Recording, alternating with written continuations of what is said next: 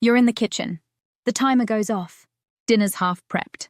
Your child, suddenly frustrated, screams because their toy won't stand up the way they want. In seconds, tears, shouting, throwing. Your heart rate spikes.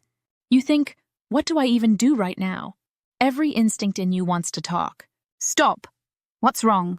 Use your words. But none of it lands. Their face is red, their fists tight. You're speaking, but they can't hear you. Here's the part nobody tells you. In this moment, your words might actually make it worse. Because when a child is in meltdown mode, their brain goes into survival. Fight, flight, freeze. Logic? Offline. Listening? Gone. They're not being dramatic. They're dysregulated. Lost in a flood of emotion their body doesn't know how to contain. And here's the hidden wisdom of conscious discipline. You don't have to fix it with words. You don't even have to fix it at all. You just have to be something. Still, calm, grounded. You are the anchor. Your child doesn't need your solutions right now. They need your nervous system to say, "You're safe. I'm here." It's one of the hardest things to accept as a parent. Talking doesn't always help.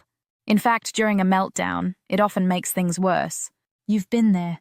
You say, "Calm down." They scream louder. You ask, "What's wrong?" They throw something.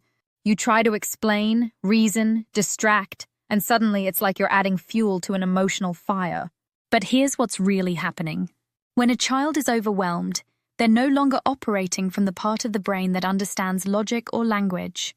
The human brain has layers. At the base, the survival brain, fight, flight, or freeze. Above that, the emotional brain, connection, feelings. At the top, the thinking brain, where logic, empathy, and understanding live. In a meltdown, the survival brain takes full control. The emotional and thinking parts go dark. So when you talk, no matter how kind or calm, it's like shouting into a storm. Your child isn't ignoring you. They physically can't process what you're saying. In fact, too many words, especially if your tone is tight or anxious, can escalate things. Not because your message is wrong, but because their system isn't ready to receive it. So what helps? Safety, silence, stillness. When your breath slows, your shoulders soften, your voice lowers, you become a cue of safety. Your nervous system sends a signal. You're safe. I've got you. That message doesn't come from words. It comes from presence, from how you look at them, from how you stay near without pressure. That's when their brain starts to come back online. That's when connection, not correction, becomes possible. There's something quietly revolutionary about this idea. You don't need to say the right thing. You just need to be the right thing. In moments of chaos, your calm is more powerful than any perfect phrase. Your stillness, your breath, your facial expression, they all speak louder than words ever could. This is the heart of emotional contagion. Just like you can feel the tension when someone walks into a room stressed, your child feels your energy too. It's not about what you say. It's about what your body is saying. When you stay grounded, even as your child loses control, you become an emotional anchor. You say without speaking, "You are safe. I am safe. We are okay." That's co-regulation in action. It's how a dysregulated child learns regulation, not by being told to calm down, but by feeling it modeled in real time. Your presence becomes their compass. Your nervous system becomes their guide. And it starts with you. So instead of rushing to fix or explain, you slow everything down. You breathe deeper. You soften your tone. You widen your posture, open, grounded, steady. These tiny shifts tell your child's body, there's no emergency here anymore. That doesn't mean you're doing nothing. It means you're doing the most powerful thing possible, holding space, quietly inviting calm. This presence is what teaches safety. It builds trust. It says, even when things feel out of control, I am not. And that message is what truly brings your child back to center. It all starts with you. Before you can guide your child back to calm, you have to find it in yourself first. This is the hardest part of conscious discipline and the most transformative. Because in the middle of a meltdown, your own nervous system is reacting too. You feel the tension, the panic, the frustration, maybe even anger. But here's what's powerful. You can interrupt that cycle by turning inward before turning outward. Start with your breath. It's the fastest way to send your body the message, I'm safe, I can slow down. Try this right now. Inhale through your nose for a count of 4. Hold for 2. Exhale for 6. Repeat it. And as you breathe, notice, are your shoulders tight? Is your jaw clenched? Soften. Now feel your feet on the ground. Ground yourself in this moment. You are safe. You are steady. And that energy is what your child needs most. You're not ignoring your feelings. You're noticing them, choosing to respond rather than react. That's emotional intelligence in action. That's leadership. Because here's the truth. A dysregulated adult cannot regulate a dysregulated child. So you go first. You model what it looks like to stay steady in chaos. You become their nervous system's safe place, not through words, but through energy. Your face, your tone, your breath, that's the real intervention. And if you lose it sometimes, that doesn't disqualify you. Repair is part of the practice. You breathe. You reconnect. You own your humanity. And you try again. Conscious parenting isn't about being perfect. It's about being present, especially when it's hard. Because when you practice this over and over, your calm becomes familiar to your child. It becomes home. And that's what they return to. Not fear, not shame, but safety. Your calm is the roadmap. Your regulation is the lesson. Your presence is enough. After your child begins to settle, that's when your words can finally land.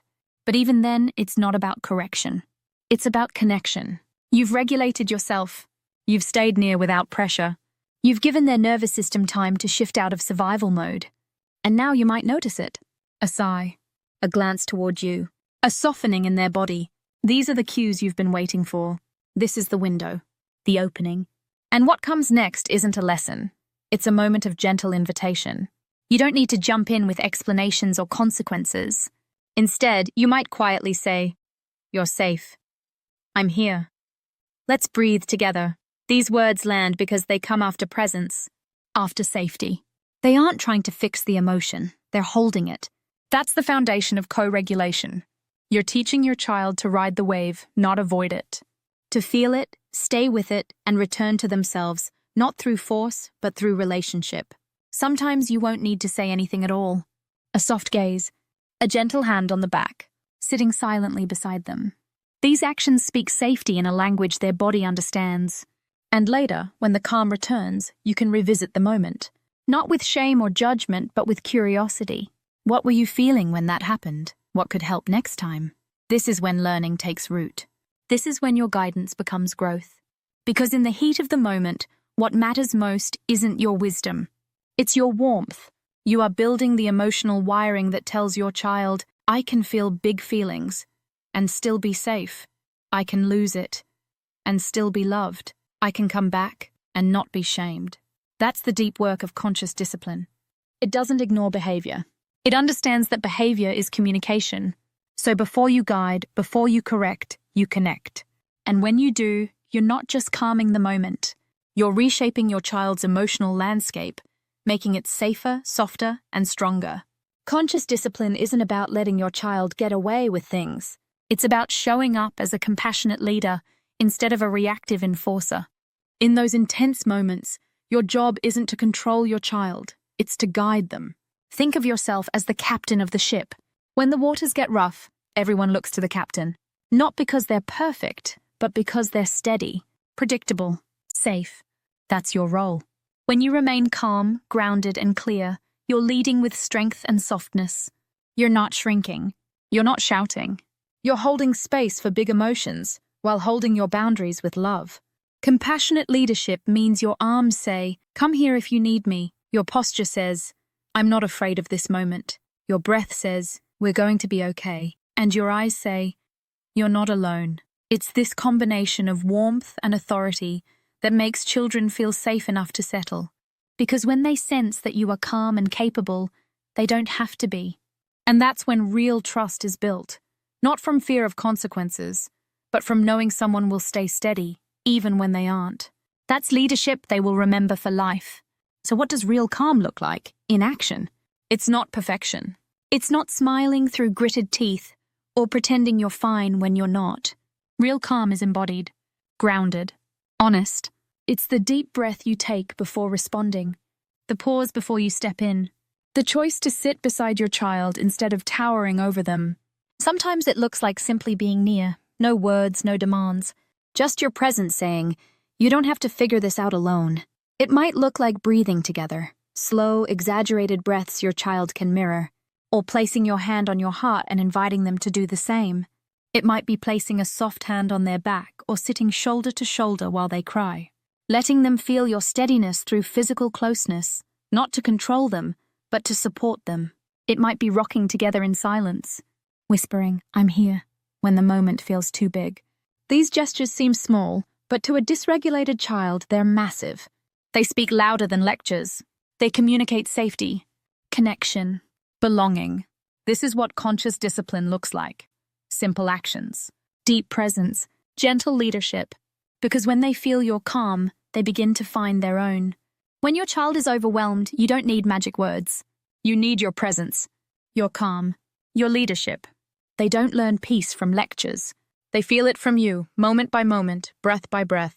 So the next time your child loses it, remember, you don't have to say the right thing. You just have to be the right thing. Be their anchor. Be their safe place. Be the calm they can come home to again and again. If this message resonated, like this video, subscribe and share it with another parent who's ready to lead with love. You've got this.